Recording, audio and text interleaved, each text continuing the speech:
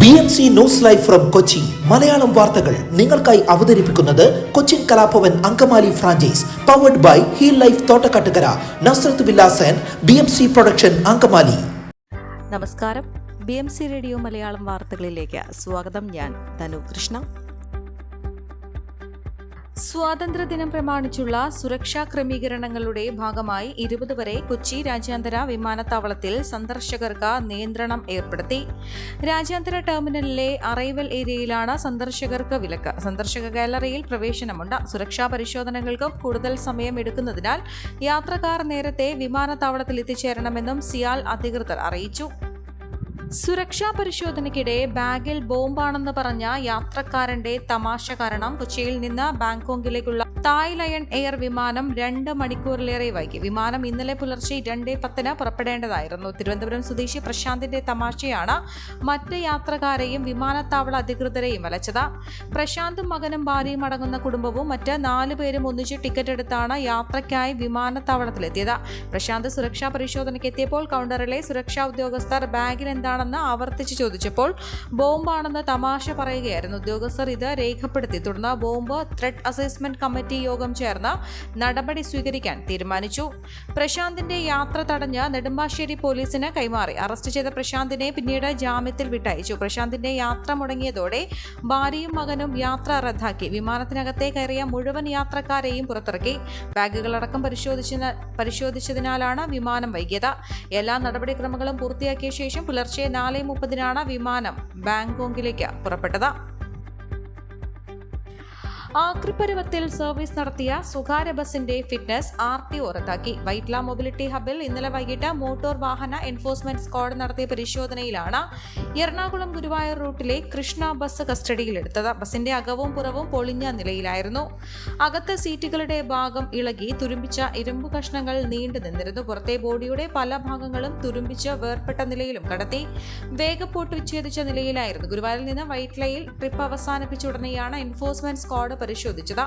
Assistant motor vehicle ഇൻസ്പെക്ടർമാരായ TS Sajith, Deepu Paul, CG Shibu തുടങ്ങിയവരുടെ നേതൃത്വത്തിലായിരുന്നു പരിശോധന.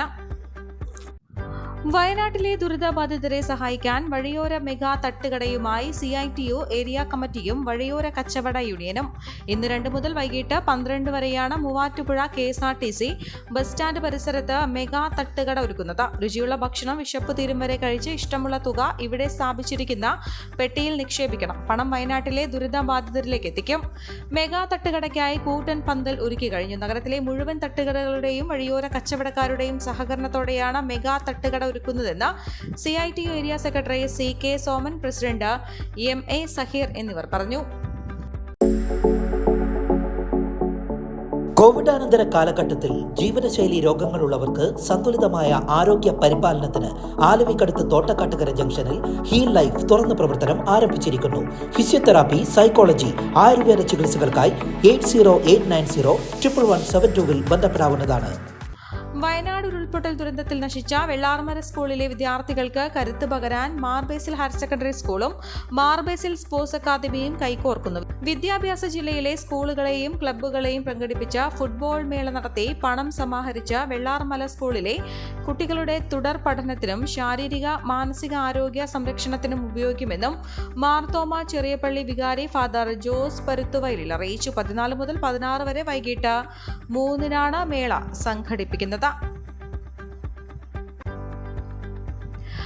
അങ്കമാലി നഗരപ്രദേശത്ത് സ്വകാര്യ ബസ്സുകൾക്ക് ഒരാഴ്ചത്തേക്ക് 1 വേ ഒഴിവാക്കുന്നു. ഇന്നു മുതൽ 13 വരെയാണ് 1 വേ ഒഴിവാക്കുന്നത്. കാലടി ഭാഗത്ത് നിന്ന് വരുന്ന സ്വകാര്യ ബസ്സുകൾ ലിറ്റിൽ ഫ്ലവർ ആശുപത്രിയുടെ മുൻഭാഗത്ത് നിന്ന് നേരെ കപ്പേള വഴി ദേശീയപാതയിൽ പ്രവേശിച്ച് ബസ് സ്റ്റാൻഡിലേക്ക് പോകണം. രാവിലെ 9 മുതൽ 10:30 വരെയും വൈകിട്ട് 4 മുതൽ 5:30 വരെയും ഒഴികെയുള്ള സമയത്താണ് ട്രയൽ റൺ. സ്വകാര്യ ബസ്സുകളുടെ തിരക്ക് കുറയ്ക്കുന്നതിനും റണ്ണിംഗ് ടൈം സംബന്ധിച്ച പരാതികൾ തീർപ്പാക്കുന്നതിനുമുള്ള ട്രയൽ റണ്ണിന്റെ ഭാഗമായാണ് സ്വകാര്യ ബസ്സുകൾ 1 വേ ഒഴിവാക്കി സർവീസ് നടത്തുന്നതെന്ന് മോട്ടോർ വാഹന വകുപ്പ് അറിയിച്ചു. കഴിഞ്ഞ മാസം 27-ന് ഒരു ദിവസം ട്രയൽ റൺ നടത്തിയിരുന്നു. റണ്ണിംഗ് ടൈം പ്രശ്നം പരിഹരിക്കണമെന്ന് മനുഷ്യാവകാശ കമ്മീഷൻ ഉത്തരവുണ്ടെന്നും മോട്ടോർ വാഹന വകുപ്പ് ഉദ്യോഗസ്ഥർ പറയുന്നു. അങ്കമാലി മേഖലയിലെ ഒരു ബസ് ഡ്രൈവറാണ് ബസ് കൂടുതൽ ഓടിക്കുന്നതിലെ വിഷമതകളെ സംബന്ധിച്ച് പരാതിയുമായി മനുഷ്യാവകാശ കമ്മീഷനെ സമീപിച്ചത്. സമയക്രമം നിശ്ചയിച്ചപ്പോൾ മുനിസിപ്പൽ ബസ് സ്റ്റാൻഡ് ഉണ്ടായിരുന്നില്ല. ഇപ്പോൾ 2.5 കിലോമീറ്ററോളം ബസ് അധികമായി ഓടേണ്ടി വരുന്നു. ട്രയൽ റൺ നടക്കുമ്പോൾ ബസ്സുകൾ ക്യാമ്പ് ഷെഡ് റോഡ് ചുറ്റി പോവുകയില്ല. LF ജംഗ്ഷനിൽ നിന്ന് MC റോഡിലൂടെ നേരെ പോകുന്ന ടൗൺ കപ്പേളയ്ക്ക് മുന്നിലാണ് നിർത്തുക. TB ജംഗ്ഷനിലേക്കും മിനി സിവിൽ സ്റ്റേഷനിലെ വിവിധ സർക്കാർ ഓഫീസുകളിലേക്കും പോകുന്ന യാത്രക്കാർക്ക് ഒരാഴ്ച ദുരിതകാലമാണ്.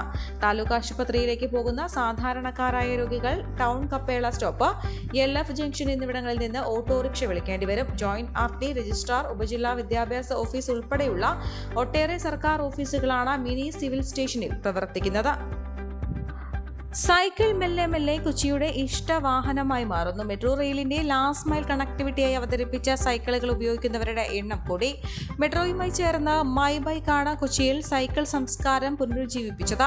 950 സൈക്കിളുകൾ വിവിധ സ്ഥലങ്ങളിലായി ലഭ്യമാണ്. ആലുവ, തൃപ്പൂണിത്തുറ സ്റ്റേഷനുകളിലൊഴികെ എല്ലാ മെട്രോ സ്റ്റേഷനുകളിലും സൈക്കിളുണ്ട്. ഇതിനു പുറമെ വാട്ടർ മെട്രോയുടെ കാക്കനാട്, ഹൈക്കോടതി, വൈപ്പിൻ ടെർമിനലുകൾ, fort Kochi, CUSAT, info park എന്നിവിടങ്ങളിലും സൈക്കിൾ ലഭ്യമാണ്.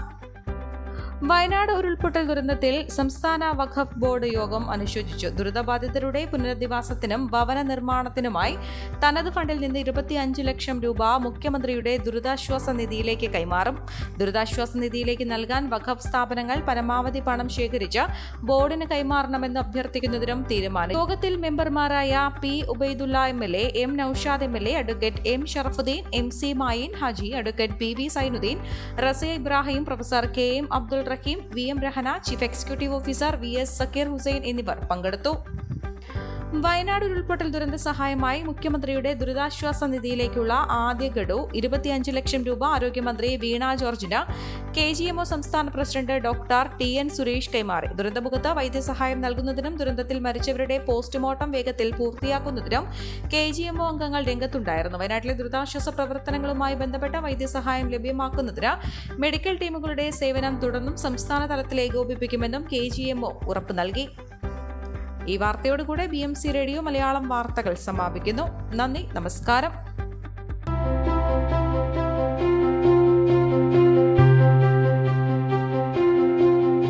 അങ്കമാലി പ്രദേശത്തെ കലാവിദ്യാർത്ഥികൾക്ക് സുവർണ അവസരം.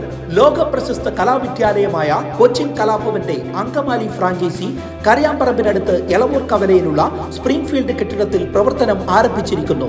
Classical dance, cinematic dance, Carnatic music, Zumba dance എന്നീ വിഷയങ്ങളിൽ പ്രഗത്ഭരായ അധ്യാപകർ ക്ലാസുകൾ നയിക്കുന്നു. കൂടുതൽ വിവരങ്ങൾക്ക് ബന്ധപ്പെടുക 9995208614.